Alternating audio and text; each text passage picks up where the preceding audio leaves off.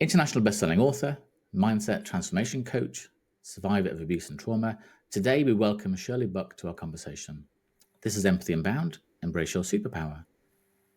Shirley took an incredibly brave decision to lay herself bare in her memoir, Sweet Freedom Whispered in My Ear. I get the sense that her quest to provide solace to those silent suffering almost compelled her to write a story and share it with the world. The book chronicles her experiences with being a child of deaf parents, her mother's violent suicide, how her mother tried to take her life as well that night, years of severe abuse and trauma that followed her mother's death. Thankfully, her journey to recovery and her eventual transformation into a mindset coach.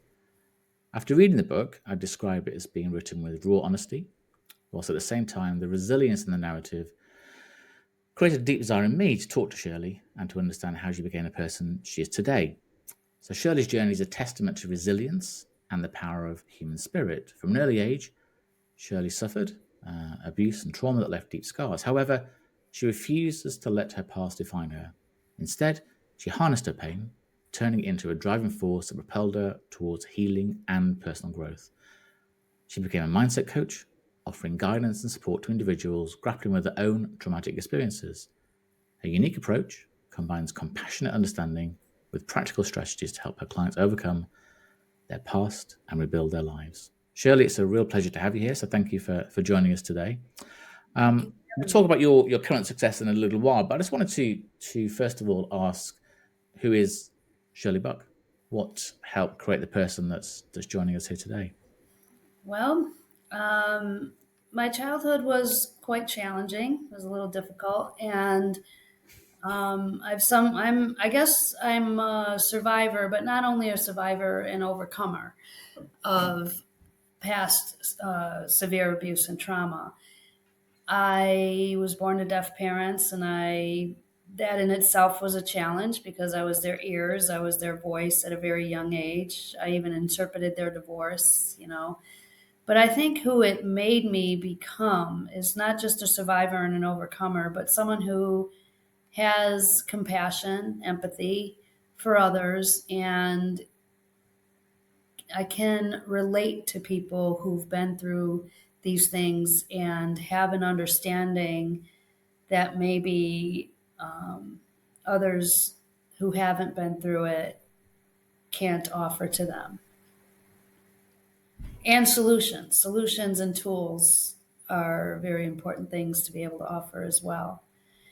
So, And I hadn't actually thought, until I read the book, about the life of a child with deaf parents and the fact that the child has to experience things perhaps before they would do normally. So whether it's explaining things to the doctors, whether it's going to the bank, the solicitors, the lawyers, the legal, like you said, the divorce, you get involved in things that you wouldn't necessarily be involved in because your parents wouldn't typically want a 7, 8, 9, 10-year-old tagging along to do these things. They do it themselves. But yeah, that must have been really hard. But the book itself, it is incredibly powerful, and I think the title "Sweet Freedom" is very apt.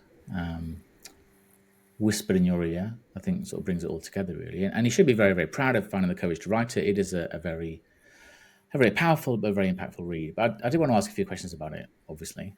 So what compelled you to write the book at the point in your life that you did? well, I have been told for many years that I should write a book, and by many, many people. And I've thought about it here and there, and I even sat down and started to write, and it just didn't feel right. It just wouldn't come out. I just couldn't do it. And then I was told again by a client, you should write a book. And I don't know why it clicked, but I went home and I wrote a book, and it just all poured out, and it all really it came out quite easily. It wasn't an easy book to write, but it did flow easily because the timing was right. And I do have grandchildren, and I think this time in my life I felt safe. I didn't feel vulnerable as to be a victim of people who may read it and say, oh, she's weak, let's prey on her. I know I'm not at that point in my life. I know that I'm strong and I'm resilient, and I'm I know my power, I own it, and my grandchildren give me this joy that cannot be outshined. So it's, as I had to go to a dark place, I had this beacon of light keeping me here and happy. So I think it was just the right time. I think we all come into our purpose at the right time in life, and it was just the right time to write it.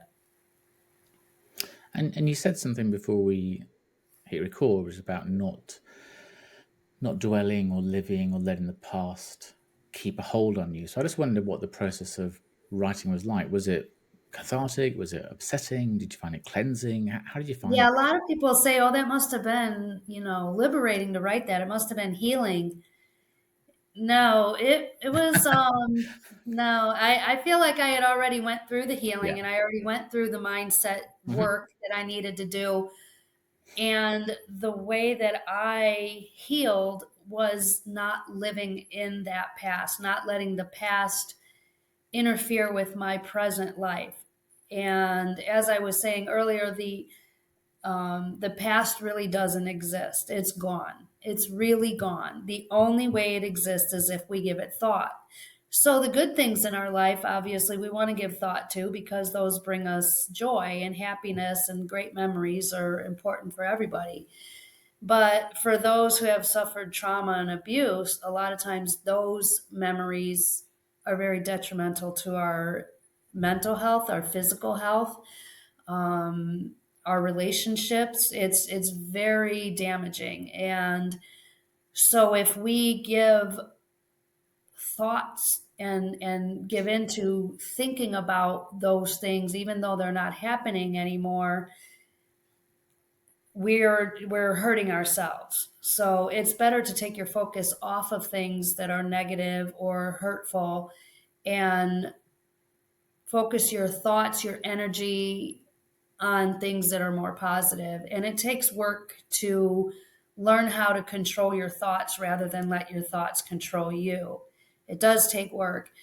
And that's why I created a 90-day course that helps people with daily, weekly lessons with daily activities that help them get into a habit of thinking a certain way. And then I have weekly sessions with them that are more customized to their goals and their story. Um, yeah, so when you focus on the past, it's kind of it's hard. And I've had people who have been through therapy, traditional therapy, and taken meds, and they said it was kind of like they kept focusing on the problem, kept focusing on the problem, kept, and then they're depressed, so now they're given pills to mask the depression, and but yet focusing on the past, focusing on the whys, focusing on the hows. And I feel like sometimes for some people, I mean, I'm not saying therapy is bad for everyone, I'm not saying don't go get help, I'm just saying that sometimes for some people they get stuck in that focusing, and then they get labels, right? They have PTSD, they have anxiety, they have depression, and these labels make you feel doomed. They make you feel like that's my identity. I'm a depressed person, I'm an anxious person, I'm an addict, whatever. But no matter what your labels are, that doesn't identify you and who your true person, true soul is. And you can overcome these labels.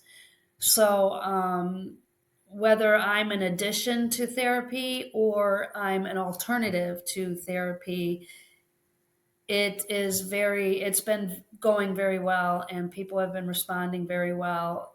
And I'm very happy about that. How do people find you? So obviously you have a website, you have obviously word of mouth, etc. But in terms of when so somebody's got a particular issue, they're perhaps not in a positive mind space. They're letting externalities affect their life, so they're looking for help, support, guidance.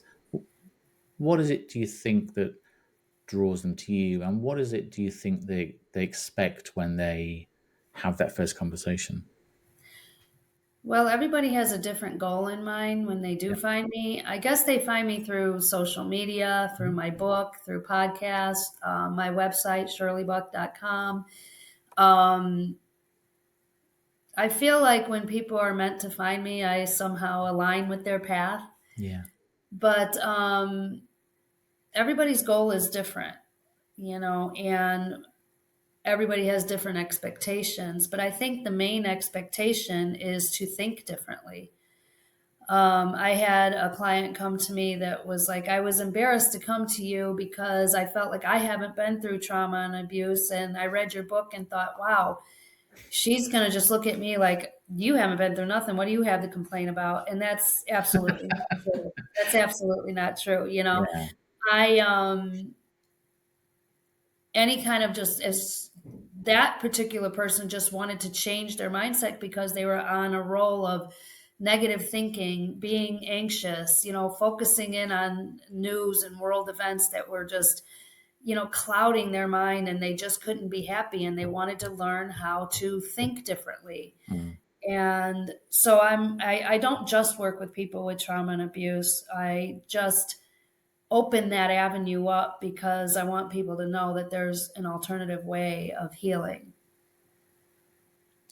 Yeah. And if somebody comes to you and to a certain extent sort of puts himself in your hands, really, it's a big responsibility, isn't it? And like I say, it's not about, well, your trauma is worse than my trauma, but my abuse is worse than your abuse. It's not a competition. It's people can, most people on the outside, externally, do look and appear to be operating as they should, really. But a lot of us know that there's something inside us that's not quite right, and we want to change Right. it or change that. So it's, yeah. So when they give themselves to you, what brought me to you a little bit when I read your website and some other things was the fact that,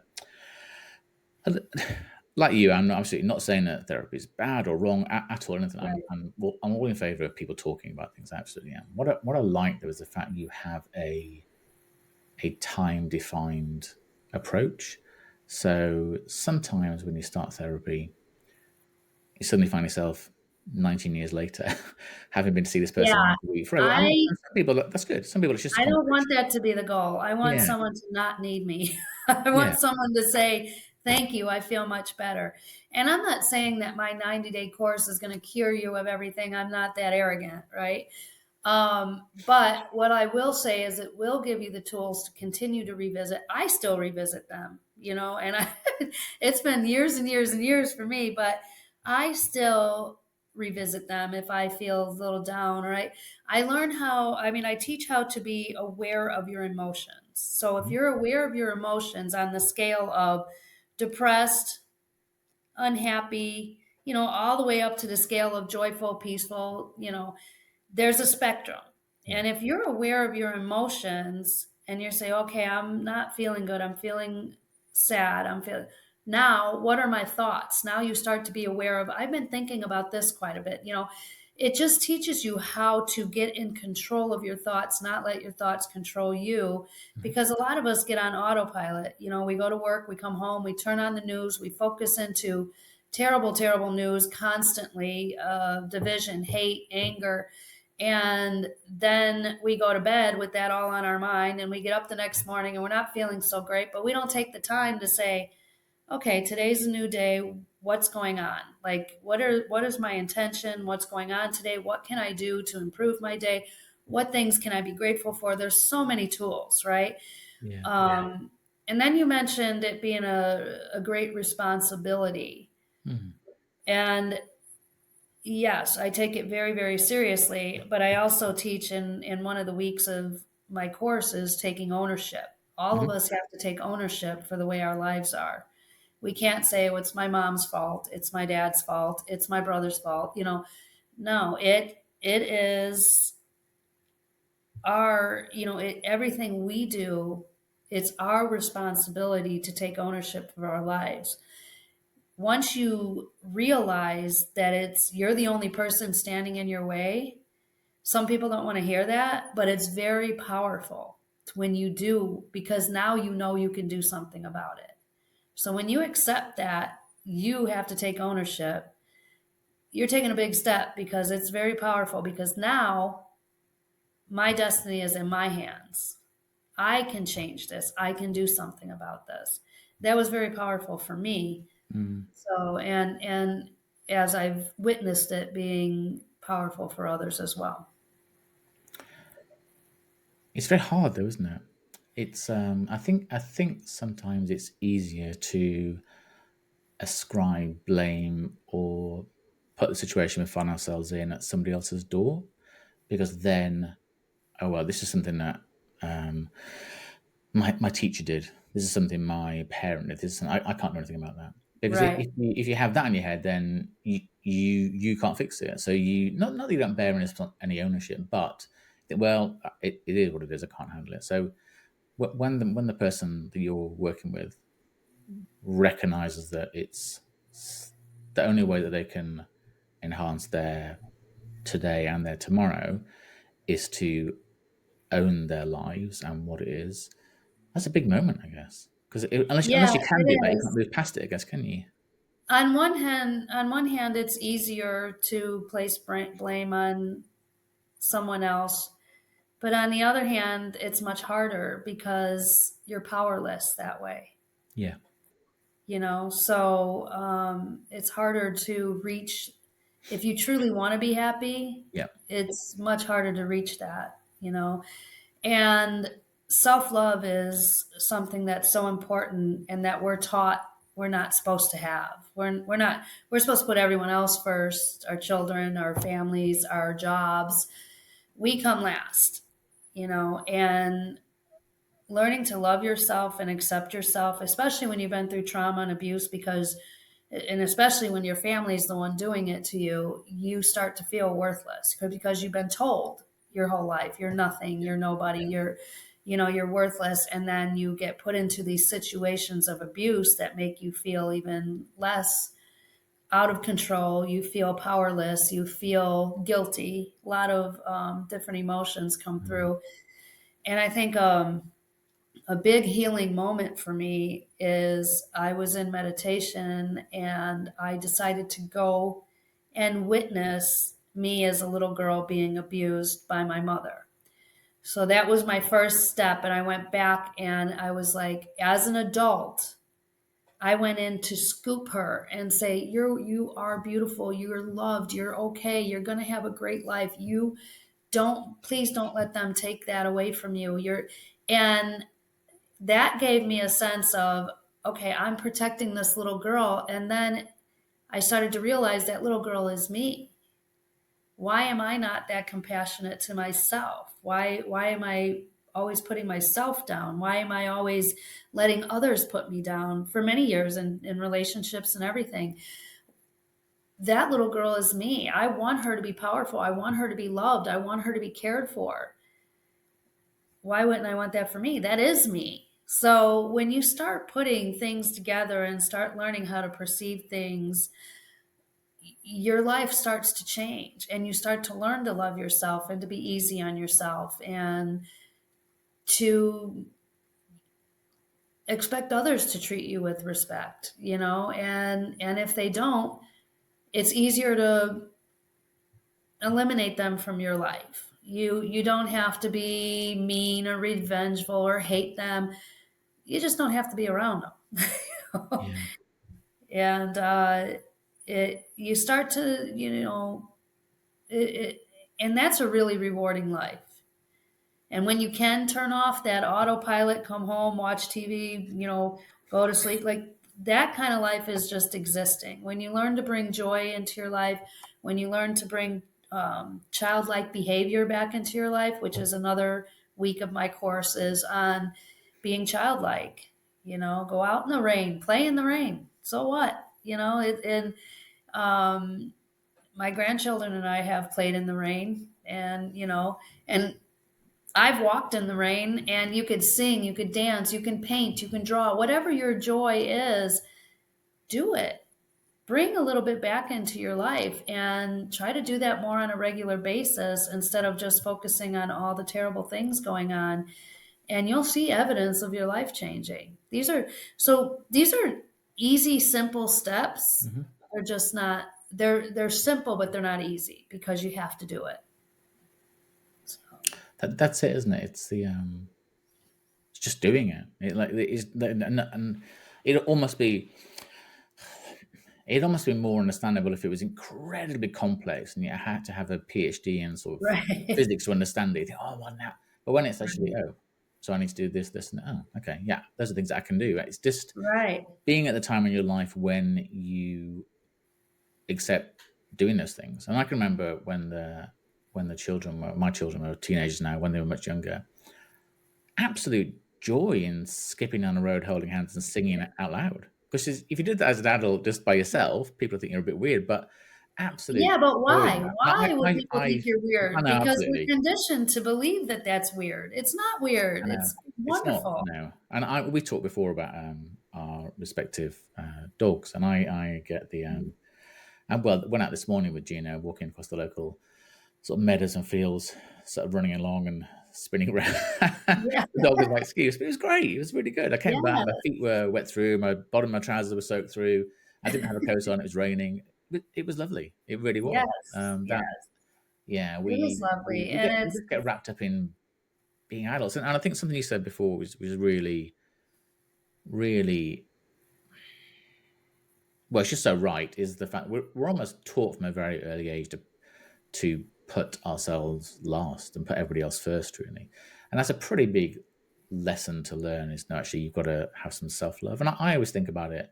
You know, when you're going on an airline and they give you that speech about when the masks come down, put your own mask on first, and it's well, actually, unless you're sorted, you can't help yeah. anybody else. And it's the same with us. Unless we are energized and healthy and safe and comfortable, how can we I possibly? use that analogy all the time of the airlines because it's true. Like Yeah, your first response would be like, "Oh my God, I got to do the kids."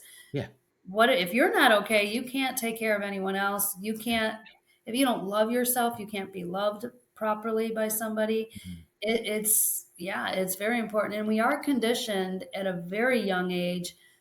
Um, Not always by our families, but by media and commercials. And, yep, we have to be a certain weight. We have to look a certain way. This mhm, is pretty. This is not. This is acceptable. This is not. And I think a lot of awareness is happening in the world. It's it's just that we have to remember that we're conditioned and break out of that subconscious stuff that's constantly being fed to us.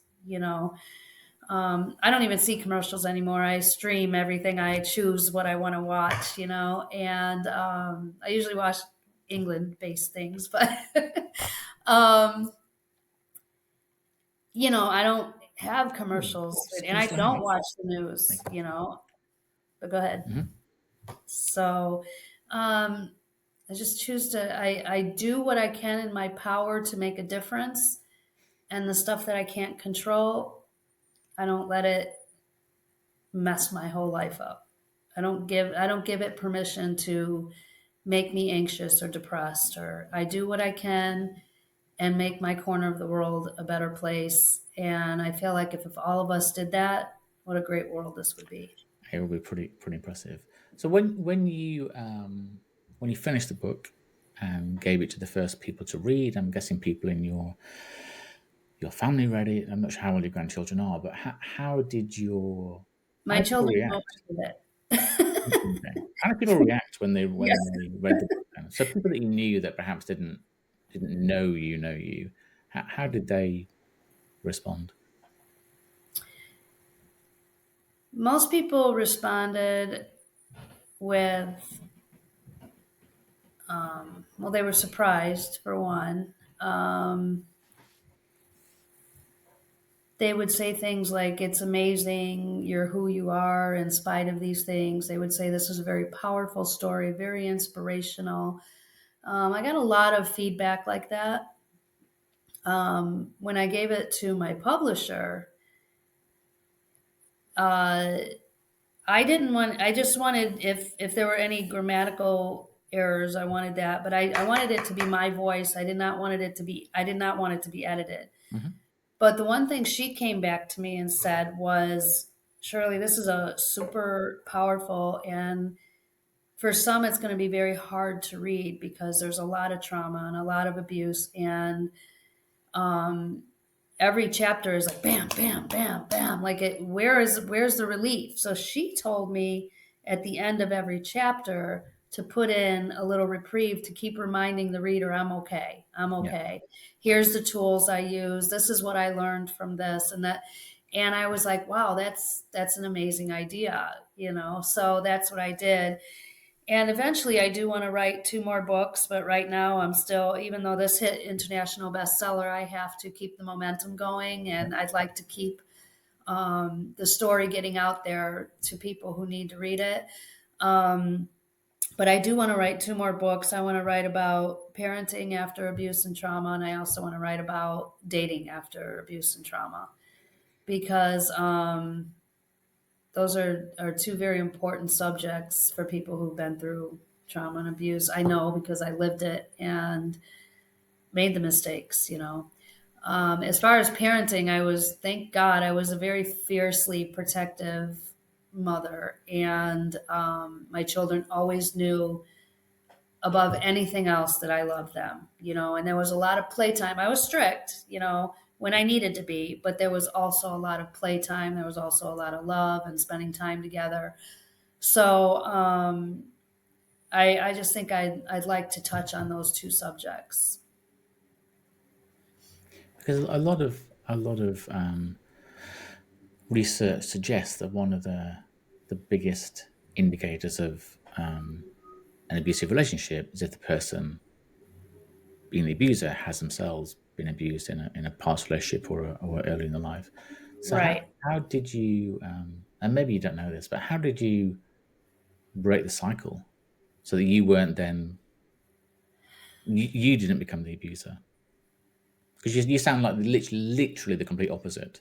I I guess some people do go that route and some people do the opposite. And I don't know if it's something we're born with, but there's always been something inside of me that wanted more, Hmm. that and I loved people. I even loved the people that hurt me in my family. Like I had a love, and maybe just having that love and not letting hatred extinguish it, maybe that's the difference. I really can't answer that with a 100% sure answer because that's always probably been one of life's mysteries, right? Yeah. How do people overcome this? And I mean, people have overcome things that I'm like, whoa, how did you do Yeah. that? You know, and I'm blown away by things people have been through and become these remarkable people who, and usually those people want to help others as well. They want to help others. Sometimes, like I Mm. did for a while, was Mhm. we get in relationships with people we want to help, right? And we get into these situations and jobs and everything where we're wanting to help and help.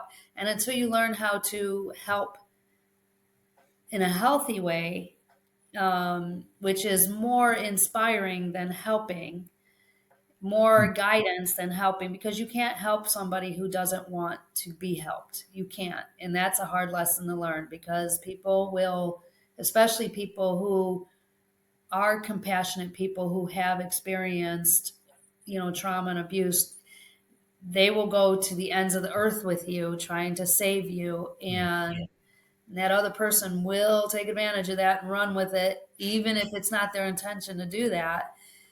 um, it becomes a role play, and you Mm. start dating the same people with different names, right? The people who all need help. So um, I can't really answer that question except for I just thank God that I had that, whatever that was in me, that fire, that light, you know, that wasn't extinguished through it all. That's just the word I was thinking. I was thinking, well, yeah, the love or hope or whatever the right word wasn't extinguished. It was Right. there. It was a small ember, perhaps, but it sort of came. Right. Like I went through depression. I went through anxiety. And a lot of anxiety. I had a breakdown at 23 years old. I went through addictions. I had eating disorders. Yeah, there were times where there were just maybe embers. And maybe there were even times when that was gone, you know, where I was angry and I felt hopeless and I felt like, I wanted to hurt the people that hurt me. Like that, I didn't go through life without feeling that. Yeah.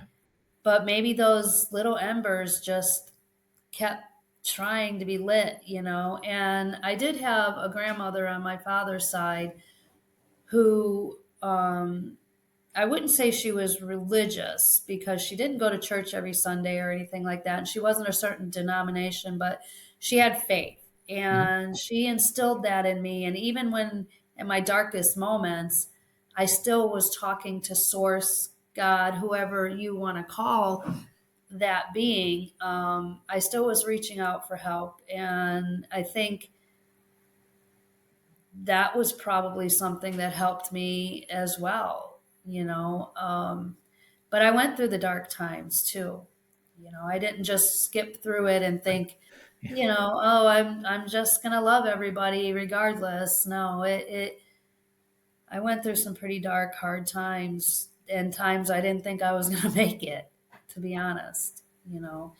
I'm just so thankful that I'm where I'm at now in life and that I have an abundance of love and goodwill towards people, and I'm very grateful for that because it definitely could have went a different way. Yeah. No, I think you did answer it perfectly. And I think there were so two things that I thought at the end of the book. So the first one was I wanted to reach out and hug you for about 3 days. That was the first one. Thank you. And then I think the second one was, and you talked about it a little bit towards the end of the book, and maybe it's evolved since then, was whether you had the capacity to have deep and meaningful love in your life going forward. I know you talked about family and grandchildren, etc., but I'm sort of meaning more of a sort of partner. And it seemed that in the book you'd almost taken the decision to not allow yourself that. Yeah. Yeah. Yes. That was true. My children's father, my husband, ex-husband now, I will say that we're still good friends. And even though he's in a relationship, a long-term relationship, he still comes on family vacations with us and things like that. So we do have a good relationship, and I'm very grateful for that. My grandchildren see us as, they call me Ma and Papa. Um, yeah, I wasn't at the time of my life then, even though I had found a good person who loved me and the children. I really wasn't. I was still in my 20s. I was still pretty raw coming out of all the abuse, coming out of the breakdown and things like that. Yeah, I didn't allow that love, and I didn't. You're probably the first podcast that touched on that, which is really good. I'm glad you did because I think many of us we don't feel worthy of it, especially after and when we have that love, we're uncomfortable because we feel like, ooh, if I trust this, if I allow this in and it doesn't work, I'm going to be shattered. I can't allow that. Yeah. Like, I don't want that, right? Um, I did go on to make a few mistakes. I was like that person that dated someone monogamously for years, but it always ended, and I dated that same person I was trying to help. And I did go on to do that. But I will say that my children, they knew that if they said to me, I don't like this person, they'd be out. They'd be gone. They did not, and I always told anyone coming into my home that this is my children's home first. And that's another thing. I would never let anyone take care of me. I never moved into anyone's home.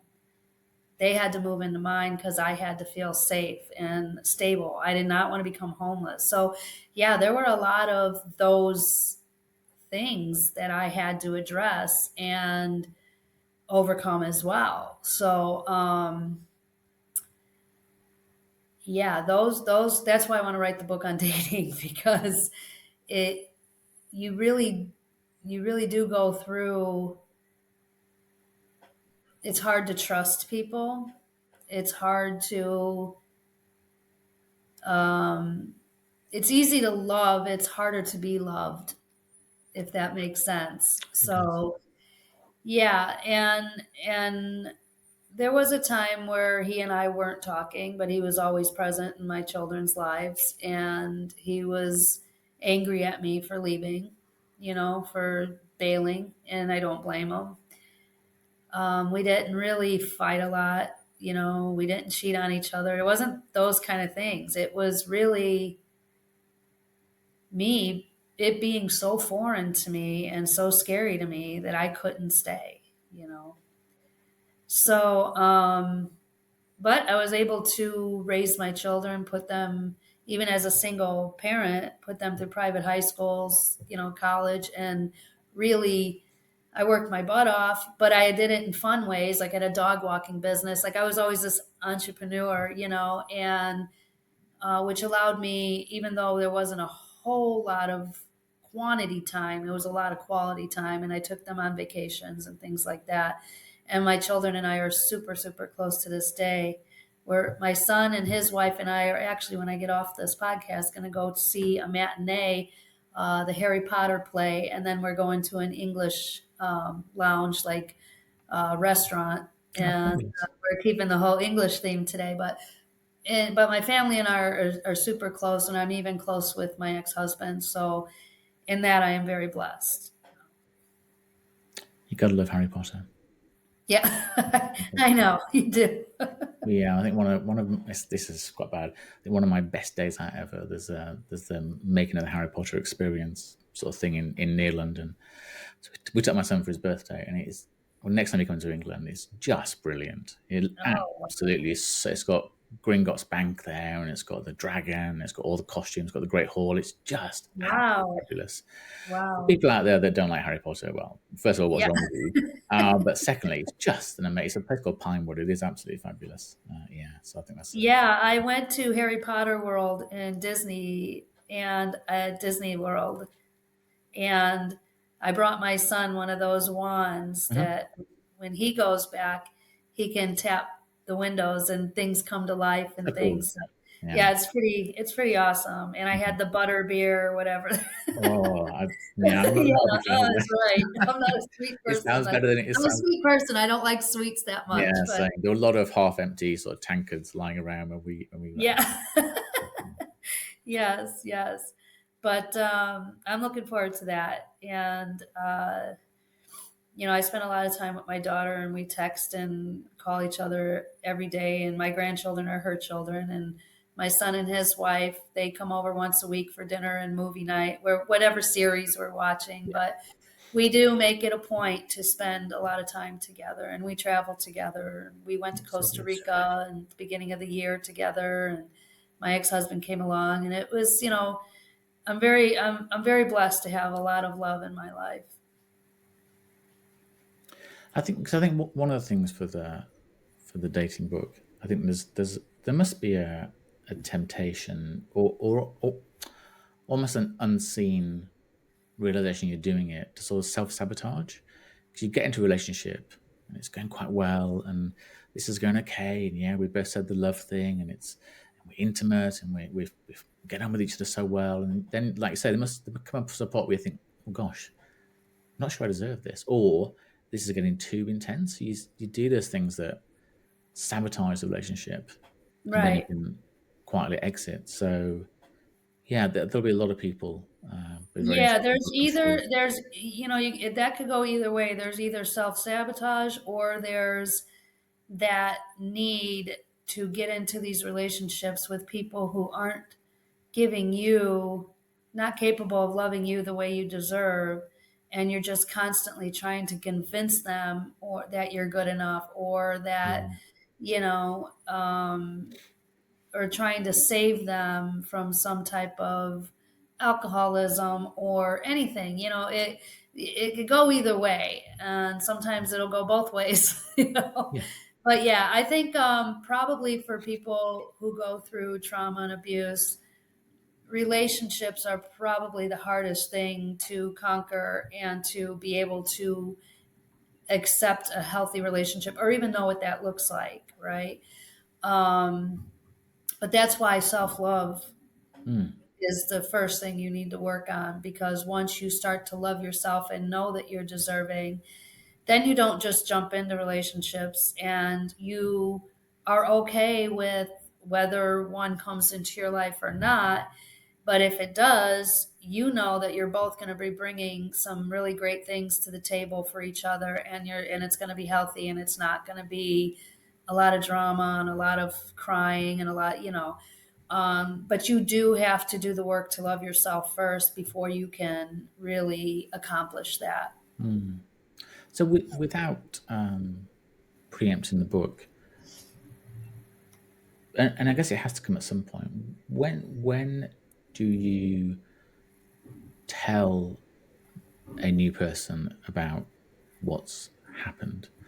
Not necessarily saying all, because you can't, Yeah, you that. can't you can't hook up with somebody on Tinder and say, "Hey, by the way," and then well, you hand over the book and say, "You should read I this would, first." yeah, When do you? What? Because you can't leave it too long either, I guess. So when well, do you you tell the have to person? kind of bring it up because a lot of questions about family always comes up Yeah, early on. this is true. Like, oh, what kind of childhood did you have? Where'd you grow up? Is your mom and dad alive? Yeah, yeah, So, and I've always been an open book, even with my children. In the book, I gave a child up for adoption I got pregnant when I was 15 and gave him up when I was 16. And, I always told my children they had an older brother that they may never see. I didn't hide things because I didn't want them knocking on the door and my kids be like, "Who is this?" yeah. Um, so I am kind of an open book, and people who know me know my story.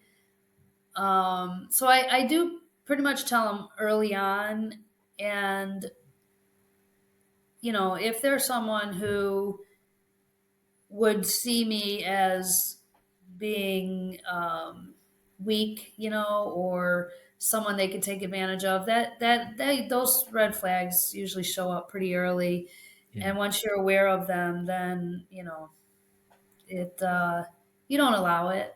So, but you do, like I said, the self love has to be the number one rule. You have to learn to love yourself before you can even recognize that you're being treated wrong and that you don't deserve to be.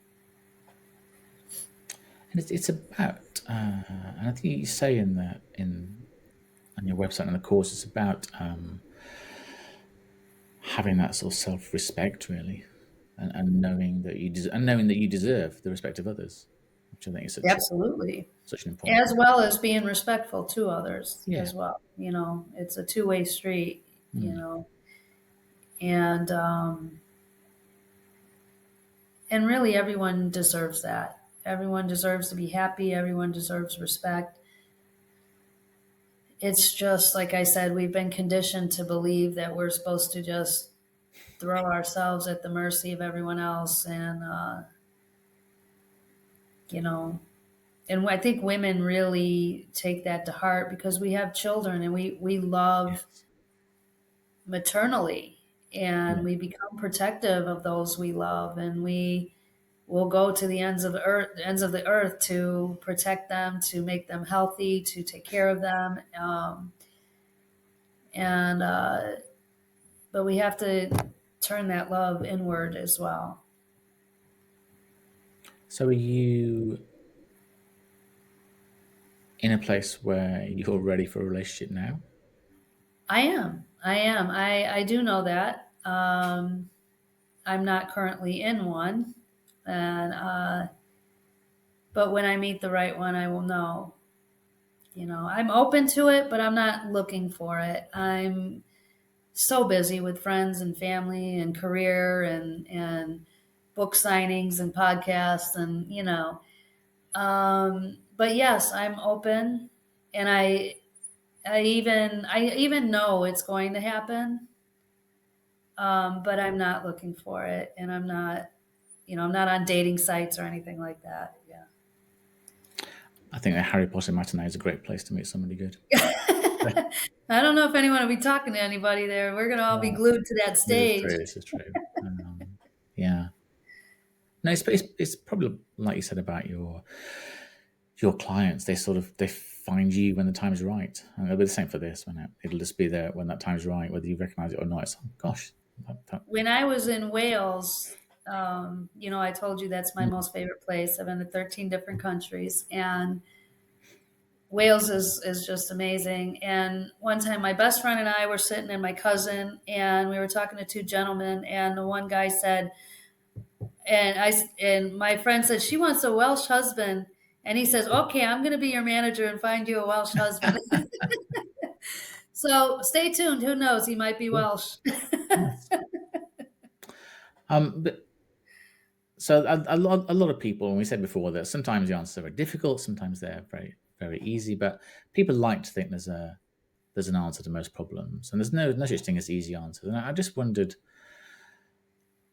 what somebody could say to somebody that is in an abusive situation. How can people on the outside help? Because I think it's often it's a bit like you said it before. It's sometimes it's easier to spot it in somebody else than it is in yourself. So sometimes you live with your own relationship, but actually Yeah, your girlfriend's you relationship. gotta Oh my be you goodness, gotta be really careful about that, because sometimes if you tell someone you need to get out of this, and you're just that makes them plant their feet even yeah, more, right? Because you're not telling me what to do, and what do you know? And so you basically have to be there to listen and to say, I'm here if you ever want to change your situation. mhm, And if they're saying things like they want to change their situation, then maybe take the time to look up some resources, some places they can go, some safe places, things like that.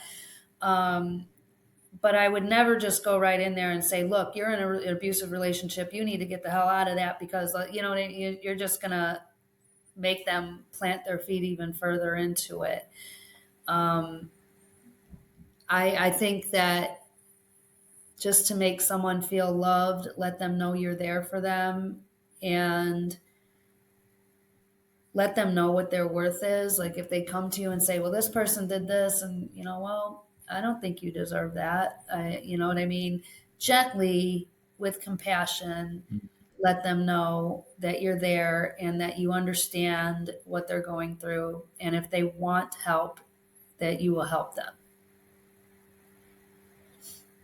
It's so Because hard. again, you cannot help someone who doesn't want to be You helped. can't, So you can't. And it no. is so hard though because because obviously one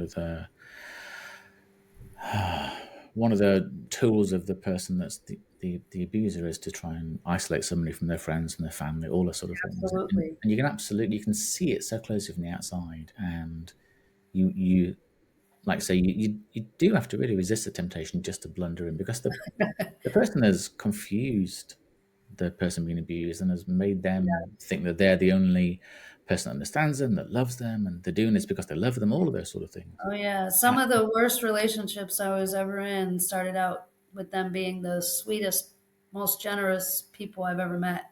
Yeah. So you do got to be careful, And again, you have those trust issues, and then you tend to trust someone who's being very kind and nice, and it's a fine line. It's hard, but like I said, you do, especially when you get yourself out of relationships for a while. Mm. You spot those red flags right away. Once you're okay with yourself and you've taken the Yeah. time to get yourself out of dating, to kind of learn, read, start to look back on things and go, "Oh, that wasn't right. Oh, that wasn't right." You start to really realize, and when it's been a long time, like it has for me, if you do go out on a date and someone says something, it's not really that you don't trust them. You're like, "Oh, I recognize that. I recognize that." And but you do got to take the time, like I said, for self love, self reflection. Take Hmm. yourself out. If you're in a rut of dating the wrong people, take yourself out of the dating. You're okay by yourself. You really are. I know. And once you learn that, that's another powerful thing. You're like, wow, I am okay. You know what? I haven't cried for the last 2 years. Like, I haven't, things like that.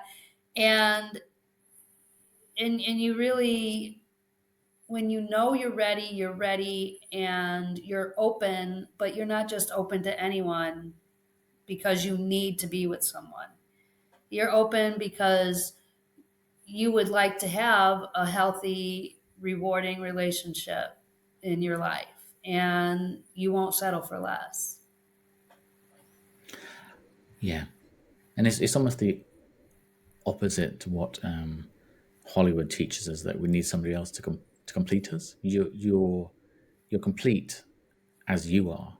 So you are complete as Shirley, I'm complete as Andrew, and yes, we might have Right. people we love in our lives, and that's absolutely wonderful. But we're complete in and of ourselves. It's not about When you looking for that start missing relying piece on sort of thing. someone else for your happiness, Yeah, not only is it bad for you, but it puts too much on the other yeah, person. Then they start to be like, well, I'm not here just to make you happy or to constantly be reassuring you or to you know what mm, I mean? It puts a lot on the other person, whether it's you or someone else. We shouldn't be responsible for other people's happiness. We should enhance it, and we should understand each other's like passions and hobbies and things like mm. that, and be okay with them pursuing those passions and hobbies as you should have your own as well.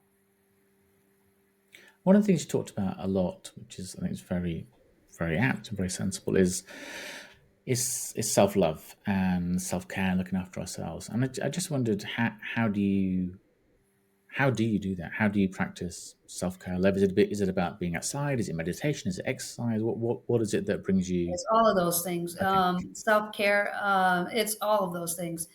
Like I said, self love began with me going back and Mm, wanting to protect the person being abused. So a lot of times I try to ask people to, who do you really love in this world? If they were being treated that way, what would you tell them? Well, you're being treated that way. So you have to kind of realize that if you want to help someone else, why wouldn't you want to help yourself? So you kind of start yeah. changing your mind about yourself, and then you start doing the practices. Like I do meditate. Mhm. I go for nature walks all the time. I take care of myself as far as if I need a massage, I'm going to get a massage. If I want to have a spa day, I'm going to do that for myself. I pick flowers. I get myself flowers when I want. I dance. If I'm feeling bad about myself, I will list things about myself. I will write them because writing is powerful to get it out onto a journal. I don't necessarily have a journal, but I do a lot of writing. I feel like a journal to me is kind of telling me I have to do something, and I am that kind of person. When you tell me I have to do something, I don't want to do it. So, um, so I don't have a journal per se, but I do have notebooks that I Mhm. write in all the time, and I will sit down and write things that are good about myself and recognize that, because you can get hard on yourself sometimes. So there's not just one thing I do. It's like a daily practice that I have to do, and you know, 90% of the time I'm pretty good at it. There are times, I'm human, and I know people sometimes, because I do this work, think, oh well, I'm just always happy, or I'm just always.